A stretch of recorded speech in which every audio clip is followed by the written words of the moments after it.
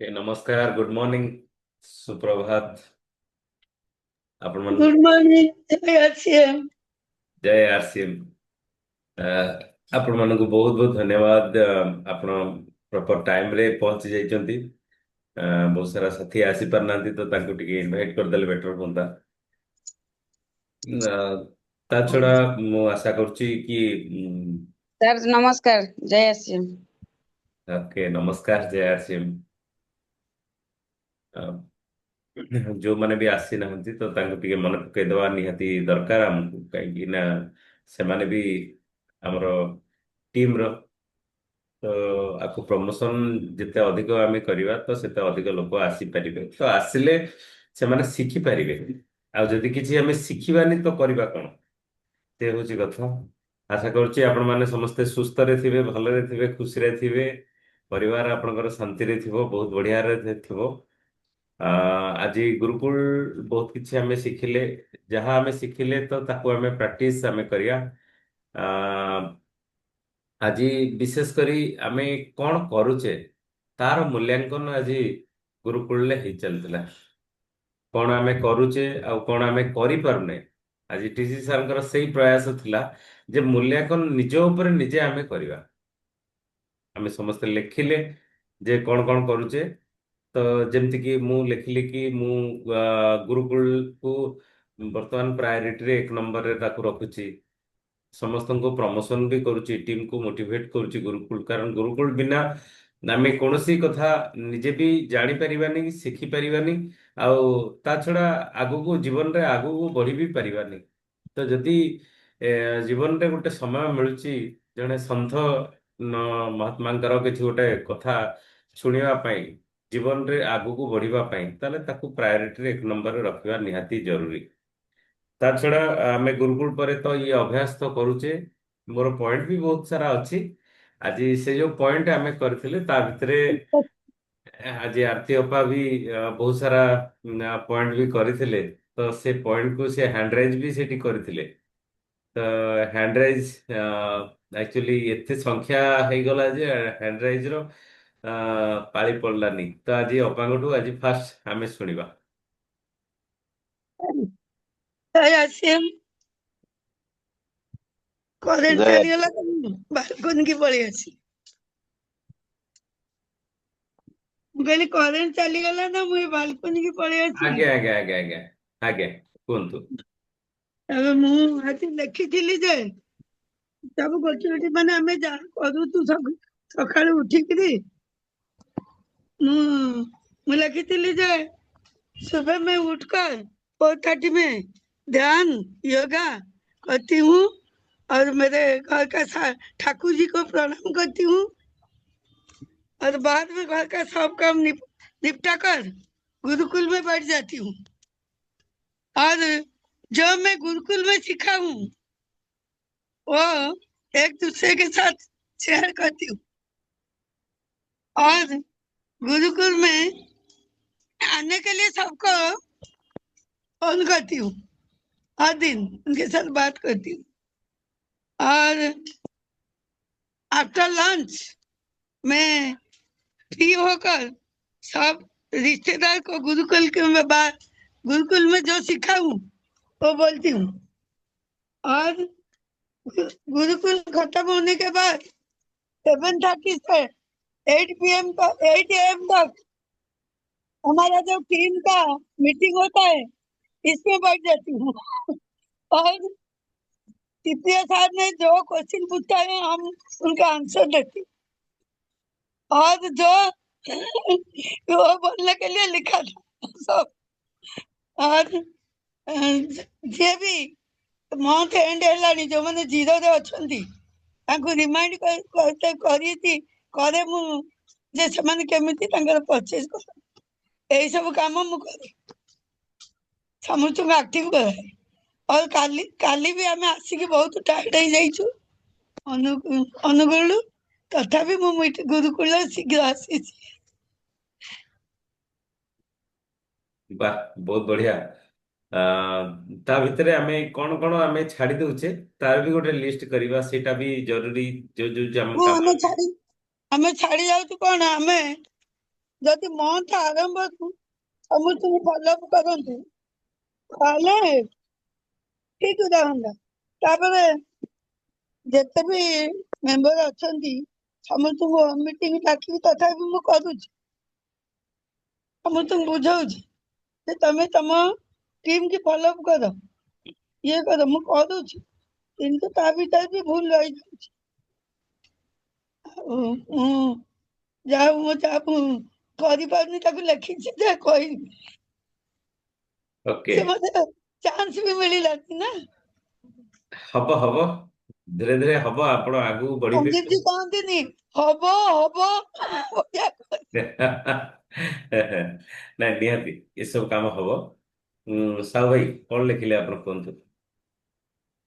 ମୋର ଗୋଟେ ବଡ ପଏଣ୍ଟ ଲେଖିଥିଲି ଯେ ଲୋକଙ୍କୁ ଉଦ୍ୟମ କରିବି 50 ଲୋକଙ୍କୁ ବସେଇବା, କିନ୍ତୁ ଏମିତି ଇନଭାଇଟ୍ କରୁଛି। କାଲି ବି କହିଥିଲି, ଆଜି ବି ସକାଳୁ ରିମାଇଣ୍ଡ କରିଥିଲି ଯେ ଗୁରୁକୁଳରେ ବସିବା। କିଛି ଲୋକ କହୁଛନ୍ତି ଆଜ୍ଞା ଆମେ ତ ଉଠି ପାରୁନୁ। ହଁ ସେଟା ତ ହବ, ଲୋକଙ୍କୁ ଅଭ୍ୟାସ ପରିବର୍ତ୍ତନ କରିବା ଦରକାର, ଅଭ୍ୟାସ ବଦଳେଇବା। ଆମେ 5:30ରୁ ଉଠିକି ଯଦି ନିତ୍ୟକର୍ମ ସାରିକି 6:30ରେ ବସିବା, ନହେଲେ ୟୁଟ୍ୟୁବରେ ଦେଖିବା, ଇଏ ତ ୟୁଟ୍ୟୁବରେ ଆସିଯାଉଛି, କିଛି ଅସୁବିଧା ନାହିଁ। ତେଣୁ ୟୁଟ୍ୟୁବରେ ବସିବା ବି ଗୋଟେ ବଡ ଇଏ। ତାପରେ ଯୋଉ 100ଟି ଛୋଟ ଛୋଟ ଭିଡିଓ କରିବା, ଯୋଉ 100 ଜଣଙ୍କ ରିପୋର୍ଟ କଥା କହିଲେ, ସେଇଟା ବି ଆମେ କରିବା ନିହାତି ଦରକାର। ସିଏ ଗୋଟେ ବହୁତ ବଡ ଗୁରୁତ୍ୱପୂର୍ଣ୍ଣ। ତା ସହିତ ଡେଲି ପ୍ଲାନ୍ ଶୋ, ଯେମିତି କହିଥିଲେ, ଡେଲି ପ୍ଲାନ୍ ଶୋ 2 ଜଣଙ୍କୁ ମିନିମମ୍ କରିବା ଦରକାର। ସେଇ ଡେଲି ପ୍ଲାନ୍ ଶୋ ବି ସମସ୍ତ ଟିମ୍ରେ ଏଇଟା କରେଇବା ଦରକାର। ଏଇ ଯୋଉଟାକୁ ହଉଛି ବେଶୀ ଗୁରୁତ୍ୱପୂର୍ଣ୍ଣ। ଆଉ ଗୁରୁକୁଳକୁ ଆପଣେଇବା ନିହାତି ଦରକାର, ଓକେ, ସେଇଟା ଦରକାର ପାଇଁ ବେଶୀ ଗୁରୁତ୍ୱ ଦେବା। ଦରକାର ମିନ୍ସ ଭାଇ ଆମେ କରିପାରନେ, ତ ବର୍ତ୍ତମାନ କରି ଆଜ୍ଞା କଣ ପାରିଛେ ସେଇଟା ହେଲା, ସେଇଟା କୁହନ୍ତୁ। ଆଜ୍ଞା, ଯୋଉ ଯୋଉଟା ପାରିଛେ, ଯେମିତି ମୁଁ ଆଜି ଗତକାଲି ସେ ପ୍ରେମାନନ୍ଦ ସାହୁକୁ ଭେଟିଥିଲି। ସେ ବର୍ତ୍ତମାନ ଗୁରୁକୁଳରେ ବସିବା ପାଇଁ ଯଦିଓ ଇଚ୍ଛା କରୁଛି, ପୁଣି ତାର ଛୁଆ କାମ, ବିଭିନ୍ନ ପ୍ରକାର କାମରେ ବ୍ୟସ୍ତ ହେଇ ପଡୁଛି। ମୁଁ ତଥାପି ଆମେ ସମୟ ବାହାର କରି ବସିବା ଦରକାର। ଆଉ ସେ ବି ଉଦ୍ୟମ ଜାରି ରହିଛି, ସମସ୍ତଙ୍କୁ ଇନଭାଇଟ୍ କରିବା ବି ଜାରି ରହିଛି। ଆଉ ସମସ୍ତଙ୍କ ସହିତ ବି କଥା ବି ହେଉଛି, ରେଗୁଲାର କଥା ହଉଛି। ଆଉ ସେଇଟା ବି ନୋଟ୍ କରିଛି ଯେ ମୁଁ ଆଜି କେତେ ଜଣଙ୍କୁ ପ୍ଲାନ୍ ଦେଖେଇଲି। ଅବଠୁ ସତ୍ୟଦେव। Okay, Prabina madam.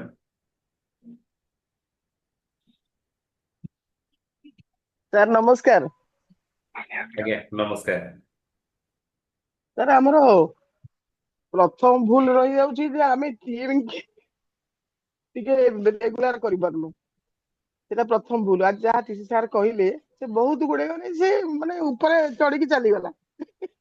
ଆମେ ବହୁତ ଗୁଡେ ଭୁଲ କରିଦଉଛୁ, ଯୋଉ ସେଟାକୁ ତ ଧୀରେ ଧୀରେ ସୁଧାରିବୁ, କିନ୍ତୁ ଆମ ଟିମ୍ ଟାକୁ ଆମେ ନିଜେ ଫଲୋଅପ୍ କରିପାରୁନୁ। କିଏ ଫୋନ କଲେ ଫୋନ ଉଠଉନି, କିଏ ସକାଳେ ଫୋନ କଲେ କହୁଛନ୍ତି ନାଇଁ ସନ୍ଧ୍ୟା ବେଳେ ଫୋନ କର ମୁଁ ବିଜି ଅଛି, କିଏ ଏମିତି ଏମିତି ସବୁରେ ରହୁଛି।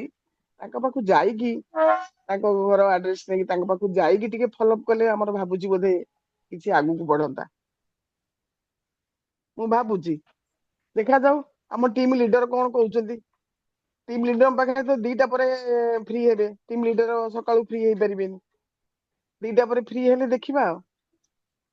ଆଜ୍ଞା, କାଲି ଗୋଟେ, ହଉ, ନା କାଲି ମ୍ୟାଡ଼ାମ ଜଣେ ଆମର, ଯାହା କରୁଛନ୍ତି ସେଇଟା କୁହନ୍ତୁ କୁହନ୍ତୁ କୁହନ୍ତୁ। ଏ ତ କରି ହଉନି, ଠିକ ଅଛି।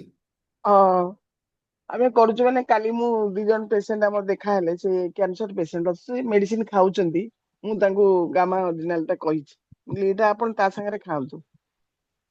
ସେ କହିଲେ, ମୁଁ କହିଲି ହଁ ଆପଣ ଡକ୍ଟରଙ୍କୁ ଦେଖେଇବେ, ଡକ୍ଟରଙ୍କୁ ଦେଖେଇ ଖାଆନ୍ତୁ। ଆଉ ସେମିତି ତ ନାହିଁ ଯେ ମୁଁ କହିଲି ବୋଲି ଆପଣ ଖାଇଦେବେ। ସେ ହଁ କରିଛନ୍ତି, ମୁଁ ତାଙ୍କୁ ଆଜି ପଠେଇବି। ତା ସାଙ୍ଗରେ ଆମର ଏଠି ଯୋଉ ହୋମ ମିଟିଂ ତ ଆମେ କରୁଛେ, ମଝିରେ ମଝିରେ ଫଲୋଅପ୍ ତ କରୁଛେ, ଚାଲିଛି ତ, ଦେଖାଯାଉ କଣ ହଉଛି ଆଗକୁ। ସେ ଯାହା କହିଲେ ସାର୍, ସେଟା ସବୁ ନୋଟ କରିକି ଲେଖିବାକୁ ପଡିବ। ସେ ଯୋଉ ଆ ଉପରେ ଯୋଉ 100ଟା ଭିଡିଓ ବନେଇବା କଥା କହିଲେ, ମୁଁ ଗୋଟେ 2ଟା ନଜରରେ ରଖିଛି। ମୁଁ ସେ କଥା ଆମ ଏଇ କହୁଥିଲି, ଆରତୀ ମ୍ୟାମଙ୍କୁ କହୁଥିଲି, ମୁଁ କହିଲି ମୁଁ 2ଟା ନଜରରେ ରଖିଛି, ତମେ ଆସ ଆମେ ଗୋଟେ ନୋଟସ ଫୋଟସ କରିକି ତାଙ୍କୁ ସେଟାକୁ କରିବା। ସେ ଆସନ୍ତୁ, ସମୟ ଦେଲେ ଦେଖିବା କଣ କରିବା ଆଗକୁ। Okay, thank you. ସୁକାନ୍ତ ବାବୁ କୁହନ୍ତୁ।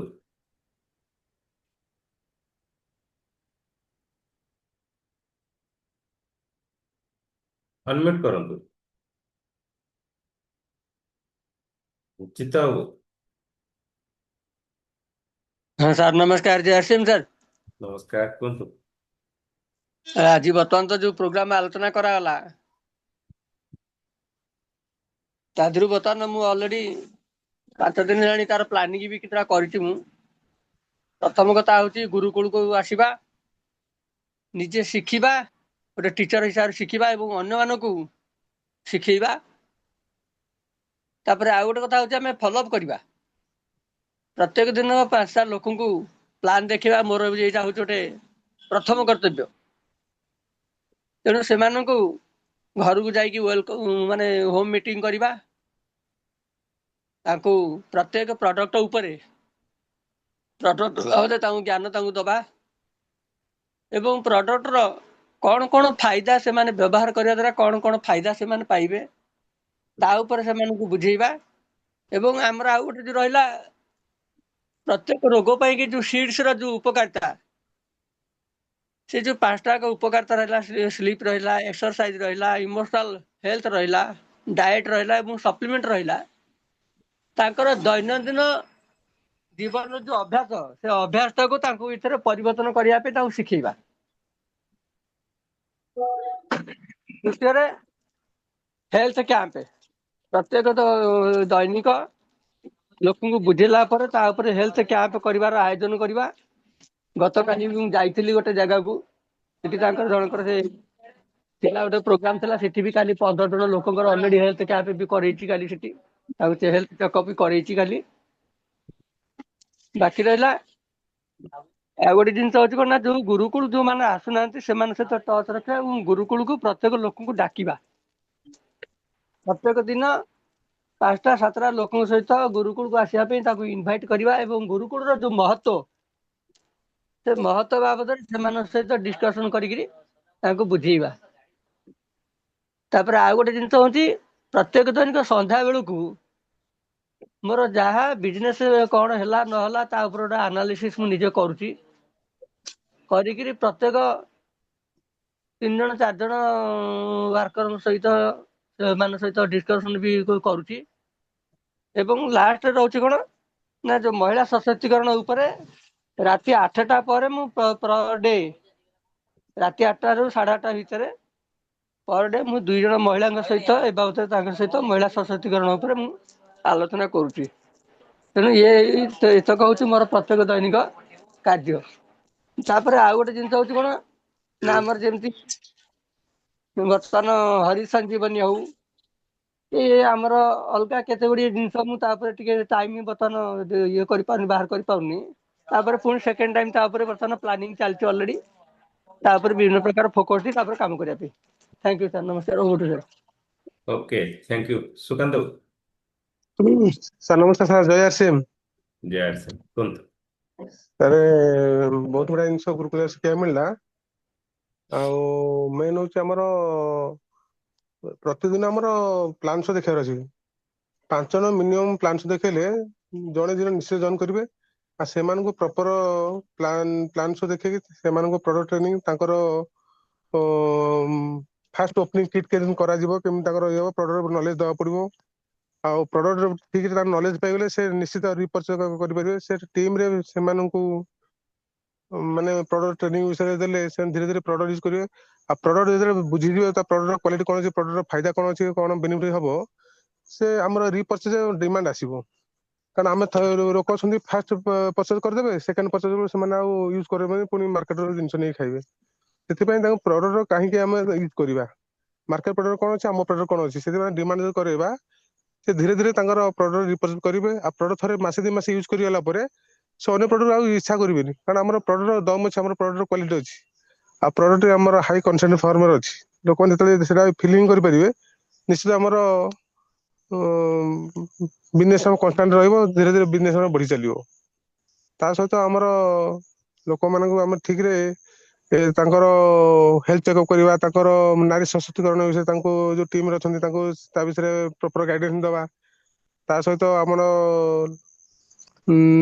ଯୋଉ ଆମ ହରିସଂଜୀବନୀ ଉପରେ ଅଛି ବହୁତ ବଢିଆ ତାର ମିରାକଲ ପ୍ରଡକ୍ଟ କି ସୋଲୋ ପ୍ରଡକ୍ଟ ସବୁ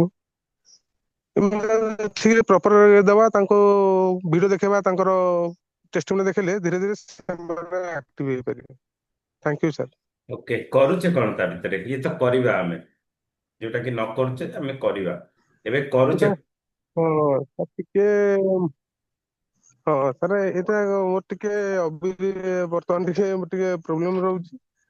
ୟା ପରେ ଧୀରେ ଧୀରେ ଯେତିକି ମୋର ଇଏ ରହୁଛି ସେଟା ମୁଁ ସୁଧାରି ନେବି। ଆଜି ଯାହା ଦେଖିଲି ଆମର ଗୁରୁକୁଳରେ ଆମର ଯୋଉ ଆଲୋଚନା ହେଲା, ଯୋଉଟା ମୋର ଅଭାବୀ ରହୁଛି ସେଟା ମୁଁ ନିଜେ ଫିଲିଂ କରିପାରୁଛି।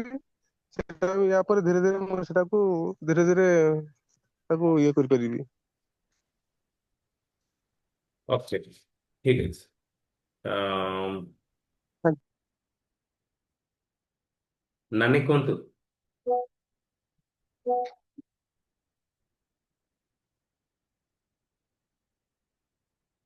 ଆଜ୍ଞା, ନାନୀ ଅନମ୍ୟୁଟ କରନ୍ତୁ। କିନ୍ତୁ ମୁଁ ତ କାର୍ଯ୍ୟକାରୀ କରିପାରୁନି, ସେଥିପାଇଁ ଗୋଟେ ହେଲା କଣ ଖାଲି ସେ ଶୁଣିଲେ ହବନି, ତାକୁ କାର୍ଯ୍ୟକାରୀ କରିବାଟା ହେଲା ପ୍ରଥମ କଥା। ଯୋଉ ପ୍ରୋସେସରେ ଗଲେ ଆମେ ସକ୍ସେସ୍ ହେଇପାରିବା, ସେଥିପାଇଁ ଗୋଟେ ଜିଲ୍ ଦରକାର ଏବଂ କରିବା ପାଇଁ ଗୋଟେ ସକ୍ଷମତା ଦରକାର। ଯୋଉଟା କି ଅନଏବୁଲ ହଉଛି, ଯୋଉଟା ପାରୁନି। ଆଜି ଯୋଉ ସବୁ ଗୁରୁକୁଳରେ କୁହାହେଲା, କୋଉ କୋଉ ଷ୍ଟେପରେ ଆମେ ଗଲେ ସକ୍ସେସ୍ ନିଶ୍ଚିତ ହେଇପାରିବା, ଏଇଟା ଗୋଟେ କରିବା ଦରକାର। କିନ୍ତୁ ଯେତେବେଳେ କରିପାରୁନି, ତେଣୁ ଅଧିକା କହିପାରୁନି, ସେଇଟା ହଉଛି କଥା। ଆଜ୍ଞା, କରୁଛେ କଣ, କରିପାରୁନି। କରୁଛେ କଣ ସେଇଟା କୁହନ୍ତୁ ଆଗେ। ତମେ ଯାହା ନ କରିପାରୁଛ ତ ଠିକ ଅଛି। ବର୍ତ୍ତମାନ ମୁଁ ଯେତେ ଚେଷ୍ଟା କରୁଛି, ବର୍ତ୍ତମାନ ଶାରୀରିକ ଅସୁସ୍ଥ ମତେ ଏତେ କଷ୍ଟ ଦଉଛି, ମୁଁ ଆଉ କୁଆଡେ କିଛି କରିପାରୁନି। ବହୁତ ଭାବୁଛି ତାଙ୍କୁ ଟିକେ ଭେଟିବି, ଯାଇ ଯାଇ ତାଙ୍କୁ ଭେଟିବି, କହିବି ପ୍ରଡକ୍ଟ ବିଷୟରେ, କିନ୍ତୁ ସେଟା ପାରୁନି ବର୍ତ୍ତମାନ କିଛି। ସେଇଟା ହଉଛି ଅସୁବିଧା, ବହୁତ ସମୟ ଏଇଟା। ତ ସେ କଣ ହୁଏ କି, ଯୋଉମାନେ ଅ, କାମ କରନ୍ତି ତ ସେମାନଙ୍କର ବହୁତ ସାରା କାମ ନ ହେଇ ପାରିଲେ ତ ତାଙ୍କ ମନ ଭିତରେ ଗୋଟେ ରହିଯାଏ ଯେ ଏଇ ସବୁ କାମ ମୁଁ କରିପାରୁନି। କିନ୍ତୁ ହଁ, ବହୁତ ସେଇଟା ସାରା ହଉଛି କାମ କଥା। ଏମିତି ବି ଅଛି ଯୋଉଟା କି ଆମେ କରୁଛେ, ତାକୁ ଆମେ ନଜର ଅନ୍ଦାଜ କରୁଛେ, କରିଦଉଛେ। ଯେମିତି କି ଆପଣ ପିକଅପ୍ ସେଣ୍ଟର ଚଲାଉଛନ୍ତି, ସେ ଗୋଟେ ବହୁତ ଭଲ କାମ, କାରଣ ବିତରଣ କେନ୍ଦ୍ର ନଥିଲେ ତ ଏ ସିଷ୍ଟମ ତିଆରି ହେଇପାରିବନି। ତାର ବିଲିଂ ବି କରୁଛନ୍ତି, ତାର ପ୍ରଡକ୍ଟ ମଗଉଛନ୍ତି, ଏ ସବୁ ତ କାମ ଆପଣ କରୁଛନ୍ତି ଅଲରେଡି। ତା ସହିତ କରୁଛନ୍ତି, ସେ ଭାଇ ସାହାଯ୍ୟ କରୁଛି ବୋଲି କରୁଛି। ଆଉ ମୁଁ ତ ବେଶୀ ଆଉ କାଉଣ୍ଟରକୁ ଯାଇପାରୁନି। ଆଉ ହଁ, ନାଇଁ ତା ଟିକେ ମାନେ ନୁହେଁ, ତା ମାନେ ନୁହେଁ ଯେ ଆପଣ ଡିପୋରୁ ଆସିକି ମାଲ ନେଇକି ଯିବେ। ହଁ, ଆପଣ ନାଇଁ, କାଉଣ୍ଟରକୁ ବେଶୀ ଯାଇପାରୁନି ନା, ଘରେ ହଁ, ବସି ବିଲ୍ ଫିଲ୍ ଠିକ କରୁଛି। ଅଛି। ଦେଖନ୍ତୁ, ବୟସ ଆମର ଯେତିକି ହେଇଛି, ଆମେ ଆମର ପାରିବାରିକ ପରିସ୍ଥିତି ଯାହା ବି ଅଛି, ତା ଭିତରେ ଆମେ ଯାହା ଯାହା କରିପାରୁଛେ ସେଟା ତ ଆମେ ପ୍ରାଉଡ ଆମେ କରିପାରିବା ଦରକାର। ତ ତା ଉପରେ ବି ଗୋଟେ ନୋଟ କରନ୍ତୁ ଯେ ମୁଁ କଣ କଣ କରୁଛି, ପୁରା ଗୋଟେ ଦିନରେ ଲେଖିବା ଯେ ମୁଁ କଣ କଣ କରୁଛି। ତ ସମସ୍ତେ, ମୁଁ କେବଳ ନାନୀଙ୍କୁ କହୁନି, ମୁଁ ସମସ୍ତଙ୍କୁ କହୁଛି ଯେ ଆମେ କଣ କଣ କରୁଛେ ତାର ଗୋଟେ ଲିଷ୍ଟ କରିବା, ଆଉ କଣ କଣ ନ କରୁଛେ ତାର ଗୋଟେ ଲିଷ୍ଟ କରିବା, ତାକି ନିଜକୁ ନିଜେ ପରୀକ୍ଷା କରିପାରିବା, ମୂଲ୍ୟାୟନ କରିପାରିବା। ତା ତା ତା ଦ୍ୱାରା ଆମେ ନିଜକୁ ନିଜେ ପରୀକ୍ଷା ବହୁତ ଭଲ ଭାବରେ କରିପାରିବା। Okay, thank you. ଆଉ ଗୋଟେ କଥା ଶୁଣନ୍ତୁ, ହଁ, ଦୀନବନ୍ଧୁ ବାବୁ ଯୋଉ ଜଏନ କଲେ, ମୁଁ ତାଙ୍କୁ ଯେତେ ଫୋନ କରୁଛି, ସେ ମୋର ଗୋଟେ ଫୋନ ରିସିଭ କରୁନାହାନ୍ତି। ମାନେ 8 ଦିନ ହେଲାଣି ଲଗାତାର ଫୋନ କରୁଛି, ମୋର ଫୋନ ରିସିଭ କରୁନାହାନ୍ତି। ଏ କ୍ଷେତ୍ରରେ ଆମେ କଣ କରିବୁ? ନାନୀ ଦେଖନ୍ତୁ, ଆମେ ଗୋଟେ ଏମିତି ଦେଶରେ ଅଛେ ଯୋଉ ଦେଶରେ କି ଲୋକ ସଂଖ୍ୟା କେବେ କମ ନାହିଁ। ସେ ଫୋନ ଉଠଉନାହାନ୍ତି, ତାଙ୍କର କଣ ଗୋଟେ ଅସୁବିଧା ଥିବ, ସେଥିଲାଗି ସେ ଫୋନ ଉଠଉନାହାନ୍ତି। କିନ୍ତୁ ତାଙ୍କ ତଳେ ଯୋଉମାନେ ଜଏନିଂ କରିଛନ୍ତି, ତ ସେମାନଙ୍କ ସହିତ ଆମେ ଯଦି ଯୋଗାଯୋଗ କରିବା, ମୁଁ ଆପଣଙ୍କୁ ଟିମର ଲିଷ୍ଟ ଆଜି ଦେଇ ଦଉଛି। ମତେ ଆପଣ ଯଦି ଆଇଡି ନମ୍ବର ପଠେଇଥାନ୍ତେ ହ୍ୱାଟ୍ସଆପରେ, ମୁଁ ଦେଇ ଦେଇଥାନ୍ତି। ଆପଣଙ୍କ ଟିମରେ ଆଉ ଯୋଉମାନେ ବି ଅଛନ୍ତି, ସେଇମାନଙ୍କ ସାଙ୍ଗରେ ଆମେ ଯଦି ଯୋଗାଯୋଗ କରିବା, ଧୀରେ ଧୀରେ ଧୀରେ ଧୀରେ ଆମର, କାରଣ ଜଣଙ୍କ ସାଙ୍ଗରେ ଯଦି ଆମେ ବାରମ୍ବାର କରିବା, ହୁଏତ ସେ ସେଇ ସମୟରେ କଣ ଗୋଟେ ଅସୁବିଧାରେ ଥିବ, କଣ ଗୋଟେ ପ୍ରୋବ୍ଲେମ ଥିବ, ପାରିବାରିକ ହଉ କଣ ବି ହଉ, ତ ଯୋଉଥିରେ କି ଫୋନ ଉଠେଇ ପାରୁନଥିବ। କିନ୍ତୁ ଟିମକୁ ଯଦି ଆମେ ଆଗକୁ ବଢେଇବା, ସେ ଯେତେବେଳେ ସେ ପ୍ରୋବ୍ଲେମଟା ତାର ସରିଯିବ, ସିଏ ଏଠୁ ମନ ଭିତରେ ଖୁସି ଅନୁଭବ କରିବ ଯେ ଯାହା ହଉ ମୋ ଅଫଲାଇନ ମୋ ଟିମ୍ ସହିତ ମିଶିକି ଅଛନ୍ତି, ଆଉ ମୋ ଟିମକୁ ଗ୍ରୋଥ ବି କରିଛନ୍ତି। ତ ଇଏ ହଉଛି କଥା। ବହୁତ ସାରା ସମୟରେ ବି ମୁଁ ବି ଟିକେ ଏମିତି ପରିସ୍ଥିତିରେ ରହିଯାଏ, ଯୋଉ ପରିସ୍ଥିତିରେ କି ମୁଁ ବି ଟିମକୁ ଟାଇମ ଦିଏନି। ଯେମିତି ଯୋଉ ସମୟରେ ବାପା ଚାଲି ଯାଇଥିଲେ, ତ ସେଇ ସମୟରେ ତ ମୋର ପ୍ରାୟୋରିଟି ସେଇଠି ଥିଲା। ଯେତେବେଳେ ମୋର ମା ଚାଲି ଯାଇଥିଲେ, ସେତେବେଳେ ମୋ ପ୍ରାୟୋରିଟି ସେଇଠି ଥିଲା। ହୁଏତ କଣ ନା କଣ ଏମିତି କିଛି ଗୋଟେ ଅସୁବିଧା ଥିବ, ଆଉ ସେ ଅସୁବିଧାଟା ଦିନେ ନା ଦିନେ ସରିଯିବ। ଗୋଟେ ଗୋଟେ ଥର ଗୋଟେ ଏକ୍ଜାମ୍ପଲ ମୁଁ ଆପଣଙ୍କୁ ଦଉଛି ଯେ ଧୀରୁ ଭାଇ ଅମ୍ବାନୀ ଥରେ ଯାଉଥିଲେ ଗୋଟେ ରାସ୍ତାରେ ଯାଉଥିଲେ, ଖୁବ ଜୋରରେ ଝଡ଼ ତୋଫାନ ବର୍ଷା ଆସିଲା। ଆଉ ସେ ବର୍ଷା ଯେତେ ଜୋରରେ ଆସିଲା ତ ତାଙ୍କ ଡ୍ରାଇଭର ତାଙ୍କୁ ପଚାରିଲା କି ନା ସାର୍ ଗାଡି ରଖିଦେବା କି, ଏତେ ଜୋରେ ବର୍ଷା ହଉଛି, ଝଡ଼ ତୋଫାନ ହଉଛି, ଗାଡି ରଖିଦେବା କି? ସେ ତାକୁ କହିଲେ ନାଇଁ ଆହୁରି ଜୋରେ ଚଲା, ଆହୁରି ଜୋରେ ଚଲା, ଆହୁରି ଜୋରେ ଚଲା। ତ ଏମିତି ଯାଇକି କିଛି ବାଟ ପରେ ଦେଖିଲା ବେଳକୁ ଆଉ ଝଡ଼ ତୋଫାନ ନାହିଁ। ପୁଣି ହେଠୁ ଭଲ ମାନେ ଭଲ ରାସ୍ତାରେ ସେ ଯାଇପାରିଲେ। ତ ସେମିତି ଆମେ ଯଦି ଆଗକୁ ବଢିବା ପାଇଁ ଚେଷ୍ଟା କରିବା, ଆମ ପାଖରେ ସବୁଠୁ ବଡ ହତିଆର ଆମ ପାଖରେ ଅଛି ଆମ ମୋବାଇଲ। ଇଏ ମୋବାଇଲରେ ଯଦି ଆମେ ଫଲୋ କରିକି ଆମେ ଇନଭଲ୍ଭ କରିଦବା, ଇଏ ସିଷ୍ଟମ ସହିତ ଇନଭଲ୍ଭ କରିଦବା, ତାହେଲେ ଅଟୋମେଟିକ ସବୁ କିଛି କାମ ହେଇପାରିବ। ତ ସମସ୍ତେ ତ ଚିନ୍ତା କରନ୍ତି ଯେ ଚଳନ୍ତି ଗାଡିରେ ବସିବାକୁ ସମସ୍ତଙ୍କୁ ଭଲ ଲାଗେ। ତ ଆମେ ଆମ ଟିମକୁ ଚାଲୁଥିବା ଅବସ୍ଥା ଆମେ ଯଦି ଦେଖେଇ ଦେଇ ପାରିଲେ ତାହେଲେ ବହୁତ କିଛି କାମ ଆମେ କରିଦେଇ ପାରିବା। Okay, thank you. ଗଗନ ବାବୁ କୁହନ୍ତୁ।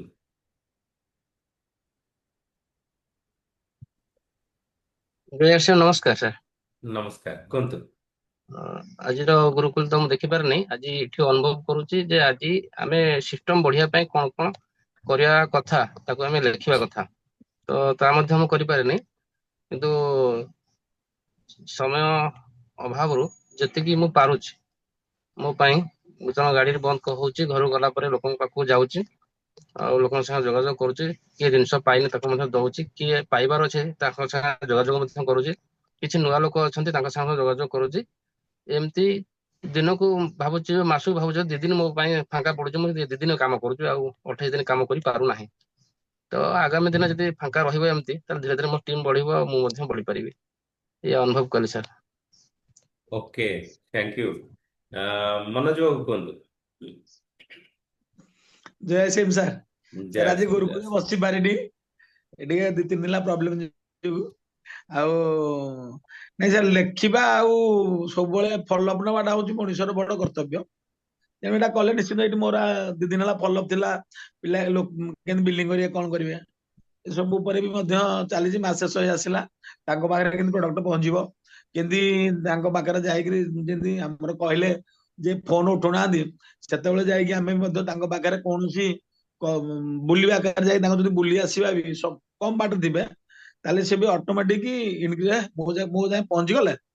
ତେଣୁ ଏ ବି ଗୋଟେ ଆଜ୍ଞା ଅଛି, ନିଶ୍ଚିନ୍ତ ଆମେ ପହଞ୍ଚି ଗଲେ ବି ସେମାନେ ଅଟୋମେଟିକ ଆସ୍ତେ ଜଏନ କରିବେ। ଆଉ ବି ମୁଁ ବି ଏବେ ଦଉଛି, ମୋର ସବୁ ଟିମ୍ ପିଲା ୟା ପରେ ଆସ୍ତେ ଆସ୍ତେ ଜଏନ କରିବେ ଆଜ୍ଞା। ମୁଁ ଘରେ ଯାଇ ତାକୁ ବତାଉଛି, ତୁମେ ଏଇଥିରେ ଯାହାହେଲେ ଯଦି ଗୁରୁକୁଳ ଦେଖିପାର ତାକୁ ଦେଖିପାରିବ, କିନ୍ତୁ ଏଇ ଯୋଉ ମିଟିଂରେ ଆମେ ରହୁଛୁ ଆନାଲିସିସ୍ ମିଟିଂରେ, ସେଇଟା ଆଉ ଆପଣ ଏଇ ଦିନରେ ଦେଖିପାରିବେନି। କାହିଁକିନା ମୋର ମୋବାଇଲ ପ୍ରୋବ୍ଲେମ ଥାଏ କି ମୁଁ ଆଉ ଗୋଟେ ମୋବାଇଲ ଆଜି ଜଏନ କରିଛି, କାହିଁକିନା ଏଇ ଜିନିଷଟା ମିସ୍ କରନି। ଗୁରୁକୁଳଟା ହେଲେ ତାପରେ ଆପଣ ଶୁଣିପାରିବେ, କିନ୍ତୁ ଆମର ଯୋଉ ମିଟିଂଟା ହଉଛି, ସେ ମିଟିଂ ଆନାଲିସିସଟା ଆଉ ଜାଣିପାରିବେନି ଆପଣ ଏଇ ଦିନର। ଏଇଟା ମୁଁ କହୁଛି ସମସ୍ତେ, ଏଇ ମିଟିଂଟା ଆମେ ଯାହାହେଲେ ଆଟେଣ୍ଡ କରିବା। ସମସ୍ତେ କୁହନ୍ତୁ, ଅଧଘଣ୍ଟେ 45 ମିଟିଂ ଆମର ହଉଛି, ତେଣୁ ସମସ୍ତେ ଆମେ ଜଏନ କରିବା। Jay Shyam sir. Okay, thank you, ବହୁତ ବହୁତ ଧନ୍ୟବାଦ। ବାସନ୍ତୀ ମ୍ୟାଡାମ ଆପଣ କୁହନ୍ତୁ। ଅନମ୍ୟୁଟ କରନ୍ତୁ।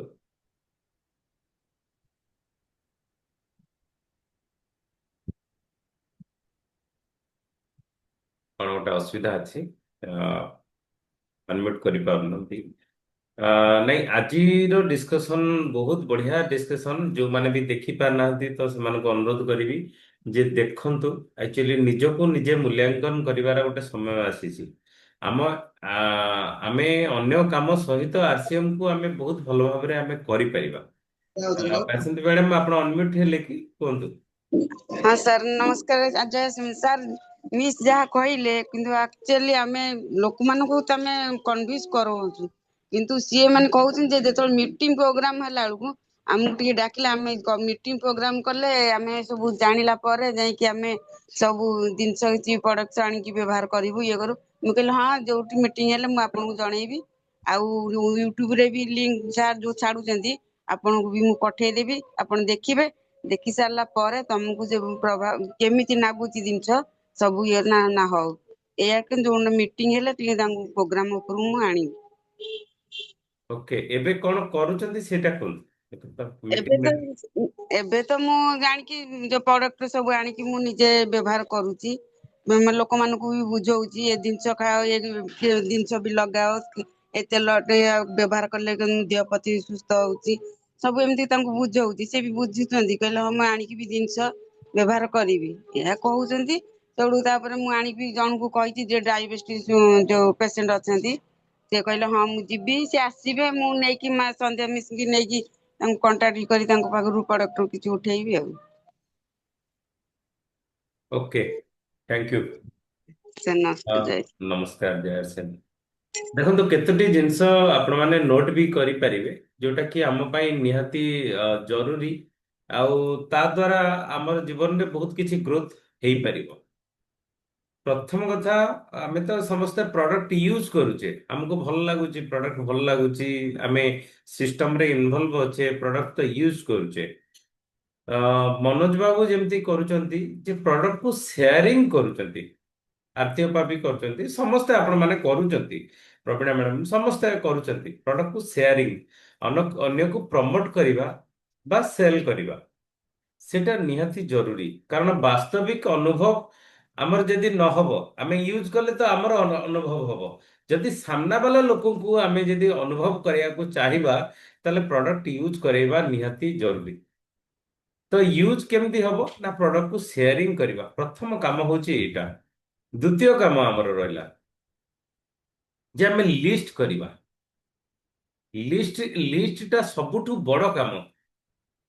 ଯେମିତିକି ଗଗନ ବାବୁ ତାଙ୍କ ଡ୍ୟୁଟିରେ ଅଛନ୍ତି, ଡ୍ୟୁଟି ଭିତରେ ବି କେତେବେଳେ ନା କେତେବେଳେ 5 ମିନିଟ 3 ମିନିଟ ତାଙ୍କୁ ଫୁର୍ସତ ବି ମିଳୁଥିବ। ଧରିନିଅନ୍ତୁ ଟିକେ ଖାଇସାରିଲା ପରେ 10 ମିନିଟ ରେଷ୍ଟ ନଉଛନ୍ତି କି 15 ମିନିଟ କାହାକୁ ଗୋଟେ ୱେଟ୍ କରିଛନ୍ତି। ଆମେ ବି ସମସ୍ତେ କୋଉଠି ନା କୋଉଠି ଯାଇଛେ, କାହାକୁ ଗୋଟେ ଅପେକ୍ଷା କରିଛେ, 10 ମିନିଟ ଅପେକ୍ଷା କରିଛେ।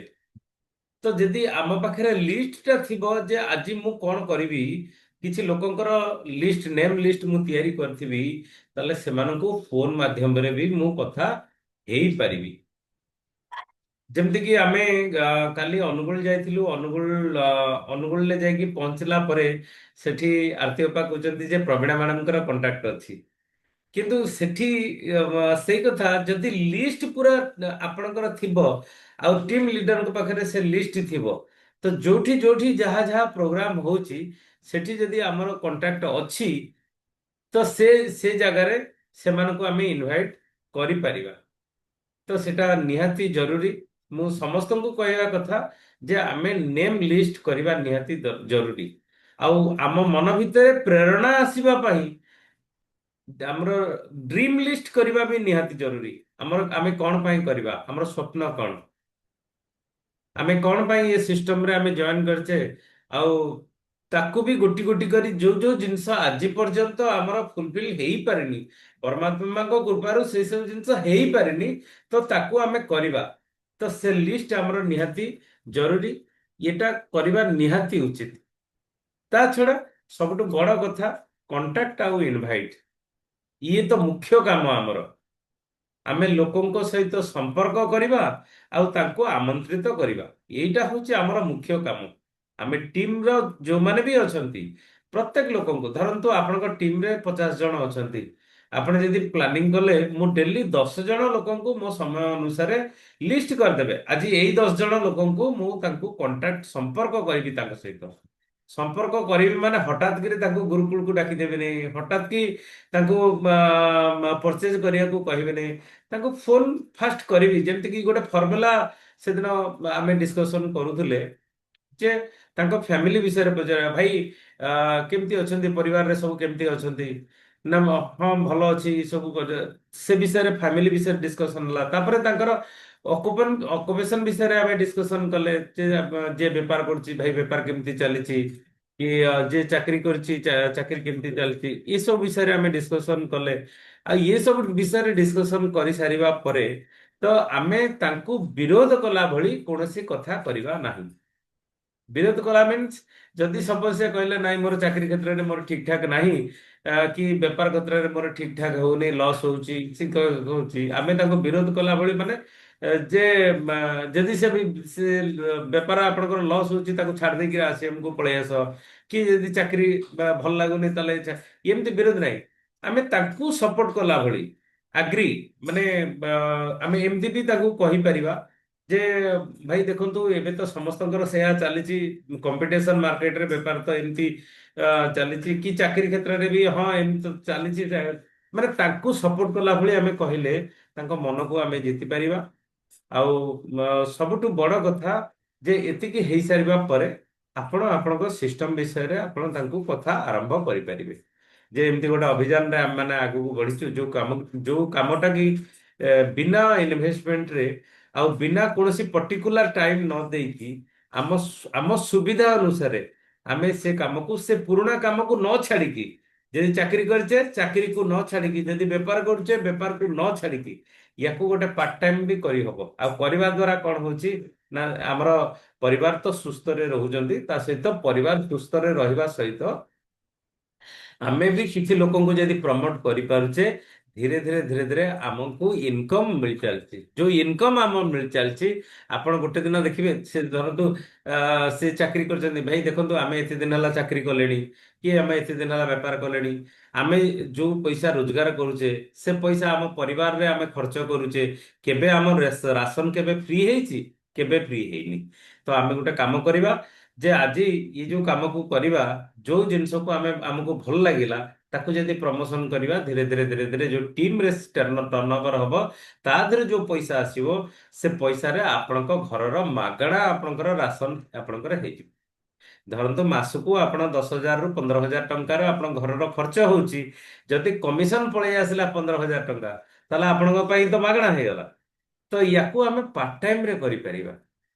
ତ ଆପଣଙ୍କର ବ୍ୟାଙ୍କ ବାଲାନ୍ସ ବି ଆପଣଙ୍କ ଧୀରେ ଧୀରେ ଧୀରେ ଧୀରେ ସେ ଯୋଉ 15,000 ଟଙ୍କା ଖର୍ଚ୍ଚ ହଉଛି, ସେ 15,000 ଟଙ୍କା ମାସକୁ ଆପଣଙ୍କ ଖର୍ଚ୍ଚ ହବନି, କି 10,000 ଟଙ୍କା ଖର୍ଚ୍ଚ ହଉଛି ବର୍ଷକୁ 1,20,000 ଟଙ୍କା, ତ ଆପଣଙ୍କର ସେଇଠୁ ଆପଣଙ୍କର ବଞ୍ଚିଗଲା। ଆପଣଙ୍କ ପିଲାଙ୍କ ପାଇଁ ଆଉ କିଛି ବେନିଫିଟ କରିଦେଇ ପାରିବେ। ତ ତାଙ୍କୁ ଆମେ ଏଇ ହିସାବରେ ଆମେ କହିପାରିବା। ତା ଛଡା କଣ୍ଟାକ୍ଟ ଇନଭାଇଟ୍ କରିବା ସହିତ ଇନଭାଇଟ୍ ଗୁରୁକୁଳକୁ କରିବା, ଇନଭାଇଟ୍ ଯେତେବେଳେ ଫିଜିକାଲ ମିଟିଂ ହଉଛି ତାକୁ କରିବା, ଯୋଉଠି ଯୋଉଠି ଆମର ୟୁଏଲପି କୁଇକ୍ ଅଛି, ଯେମିତିକି ଆଜି ରିନା ୱଣ୍ଡରୱାର୍ଲ୍ଡ କୁଇକରେ ଆମର ଭୁବନେଶ୍ୱରର ସାଲିଆ ସାହିରେ ଆମେ ଆଜି ସନ୍ଧ୍ୟା 6ଟା 6:30 ବେଳେ ଆମେ ସେଠି ୟୁଏଲପି କୁଇକ୍ କରୁଛୁ। ସେଠି ଜାଗା ବହୁତ କମ ଅଛି, ତ ସେଥିଲାଗି ଯୋଉମାନେ ଆସିବାକୁ ଯାହାକୁ ନୂଆ ଲୋକଙ୍କୁ ପଠେଇବେ, ତ ସେଠି ଆମେ ୟୁଏଲପି କୁଇକ୍ ମାଧ୍ୟମରେ କରିପାରିବା। ଆଉ ତା ଛଡା ସବୁଠୁ ବଡ କଥା ଦେଖନ୍ତୁ, ମାସ ଆରମ୍ଭରେ ଯଦି କୌଣସି ଜାଗାରେ ମୋର ଆବଶ୍ୟକତା ଆପଣଙ୍କୁ ପଡୁଛି, ତାହେଲେ ମାସ ଆରମ୍ଭରେ ମତେ ଟିକେ ଜଣେଇଦେଲେ, କିମ୍ବା ଧରନ୍ତୁ ଆଜି ହେଲା 27 ତାରିଖ, ଆଉ 3-4 ଦିନ ରହିଲା, ତ ଆଜି କାଲି ଏଇ 2-3 ଦିନ ଭିତରେ ପୁରା ମାସର, ଆସନ୍ତା ମାସର ଯଦି ପ୍ଲାନିଂଟା ମତେ ଆପଣଙ୍କର କହିବେ, ଯେ ତାକି ମୁଁ ପ୍ଲାନିଂ କରିଦେଇ ପାରିବି ଯେ କୋଉଠି ୟୁଏଲପି କୁଇକ୍ କରିବା, କୋଉଠି ମିଟିଂ କରିବା। ଦେଖନ୍ତୁ କାଲି ଯେମିତି ଆରତି ଅପା ମତେ ନେଇକି ଯାଇଥିଲେ, ତାଙ୍କ ଟିମରେ କାଲି 3ଟି ଜଏନିଂ ବାହାରିଲା। ଯୋଉ ମିଟିଂ ହେଲା 3ଟି ଜଏନିଂ ବାହାରିଲା, ସେ ଲୋକ ପଜିଟିଭ ବି ହେଲେ। ତ ଇଏ ସବୁ ଜିନିଷ ହେଲା। ତ ଆକ୍ଟିଭିଟିଜ କଲେ ସେ ହେଇପାରିବ, ସବୁ କିଛି ହେଇପାରିବ। ହଁ, ଆପଣ କହିବେ କି ଲୋକ ହଉନାହାନ୍ତି ମୁଁ ଡାକିବିନି, ସେମିତି କେବେ ହବନି। ତ ଆମେ କାମ କରୁଥିଲେ ଧୀରେ ନା ଦିନେ ଦିନେ ନା ଦିନେ ଏସବୁ କାମ ହେଇଯାଇ ପାରିବ। ତା ଛଡା ନିଜେ ପ୍ଲାନ ଶୋ କରିବାକୁ ପ୍ରୟାସ କରିବା, ନିଜେ ପ୍ଲାନ ଦେଖେଇବା। ପ୍ଲାନ ଦେଖେଇବାର ବଡ କଥା କିଛି ନାହିଁ। ଆମେ 7ଟା ଗୋଲା କରିଦେବା, ଗୋଲ ଗୋଲ ଗୋଲ ଗୋଲ କରିଦେବା, ମଝି ଇଏ ହେଲା କମ୍ପାନୀ, ଇଏ ହେଲା କଷ୍ଟମର, ମଝିରେ ଯୋଉମାନେ ରହିଲେ ଆଡଭର୍ଟାଇଜମେଣ୍ଟ, ହୋଲସେଲର, ଡିଷ୍ଟ୍ରିବ୍ୟୁଟର, ଏଇ ସବୁ ରହିଲେ। ତ ଆରସିଏମ କଣ କରୁଛି ନା ସିଧାସଳଖ ବିକ୍ରି କରୁଛି। ଏଇ ତ ହଉଛି ପ୍ଲାନ, ଆଉ କିଛି ବଡ କଥା ନାହିଁ। ଆଉ କଣ କଣ ବେନିଫିଟ ମିଳୁଛି ସେ କଥା ବି ଆମେ କରିଦେଇ ପାରିଲେ, ସେ ବି କରିବା ଦରକାର। ଆଉ ସବୁଠୁ ବଡ କଥା ଆଜ୍ଞା, ଯାହାକୁ ପ୍ଲାନ ଦେଖେଇଲେ, ଏତେ ସବୁ କାମ କଲେ, ତାଙ୍କୁ ଫଲୋଅପ କରିବା ନିହାତି ଜରୁରୀ। ଯଦି ଫଲୋଅପ 48 ଘଣ୍ଟା ଭିତରେ କରିନେ, କାଲି ଯାହାକୁ ଦେଖେଇଛେ, କାଲି ଯାହା ସହିତ ଡିସ୍କସନ କରିଛେ, 48 ଘଣ୍ଟା ଭିତରେ ତାଙ୍କୁ ଯଦି ସମ୍ପର୍କ କରିନେ, ଆଉ ତାଙ୍କର ଲିଷ୍ଟ ଯଦି ଆମେ ଆଣିନେ, 5ଟା ହଉ 2ଟା ହଉ, ଜଣକୁ ମୁଁ ଫୋନ କଲି, ମୁଁ କହିଲି ତାଙ୍କ ସହିତ କିଛି ଡିସ୍କସନ କଲି, ମୁଁ କହିଲି ମ୍ୟାଡାମ ଆପଣଙ୍କ ଚିହ୍ନା ପରିଚୟ ଲୋକଙ୍କର 5ଟି ଲିଷ୍ଟ ଦିଅନ୍ତୁ। ସେ 5ଟି ଲିଷ୍ଟ ଦେବା ଜାଗାରେ 12ଟି ଲିଷ୍ଟ ଦେଇଦେଲେ। ତ ଇଏ ଧୀରେ ଧୀରେ ଇଏ ବି ହେଇପାରିବ। 48 ଘଣ୍ଟା ଭିତରେ ତାଙ୍କୁ ଫଲୋଅପ୍ କରିବା ନିହାତି ଜରୁରୀ। ଆଉ ତା ସହିତ ଷ୍ଟାର୍ଟଅପ୍ କରିବା ନିହାତି ଜରୁରୀ। ଯେ ଯିଏ ନୂଆ ଜଏନ କଲେ ସିଏ ପୁଣି ଏଇ କାମ ଆମେ ଯୋଉ ଯୋଉ କାମ କରୁଛେ ସେଇ କାମ କରିବା ନିହାତି ଜରୁରୀ। ଆମକୁ ସହଯୋଗ କଣ କରିବ ନା ଆମକୁ ଉଡାନ କୋର୍ସ ର ସହଯୋଗ ବି ହବ। ଆମେ ଉଡାନ କୋର୍ସ ନିଜେ କରିକି ଆମ ଟିମକୁ ଆମେ ଶିଖେଇଲେ କିଶୋର ବିଷୟରେ ବହୁତ ସାରା ଉଡାନ କୋର୍ସ ଆସିଯାଇପାରିବ। ଆମେ ଜାଣିପାରିବା। ତା ଛଡା ଦ୍ଵିତୀୟ କଥା, ଆମେ ବୀର ବୀରାଙ୍ଗନାର କୋର୍ସ ଯଦି ଆମେ କରିବା ତାହେଲେ ସେଥିରେ ବି ବହୁତ ସାରା କଥା ଆମେ ନିଜେ ଶିଖିପାରିବା, ଟିମକୁ ଇନଭଲ୍ଭ କରିପାରିବା। ତ ଇଏ ସବୁ ବହୁତ ସାରା କାମ ଅଛି ଯୋଉଥିରେ କି ଆମେ ଚାହିଁଲେ କରିପାରିବା। ତା ବିଷୟରେ ତ ଆମେ କିଛି ଆଜି ଡିସ୍କସନ କଲେ।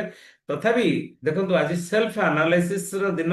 ଆମେ ଆମେ ପ୍ରତ୍ୟେକ ଆମେ ଆନାଲିସିସ୍ କରିବା ଯେ କଣ କଣ ଆମକୁ କରିବାକୁ ଅଛି ଆଉ କଣ ଆମେ କରୁଛେ।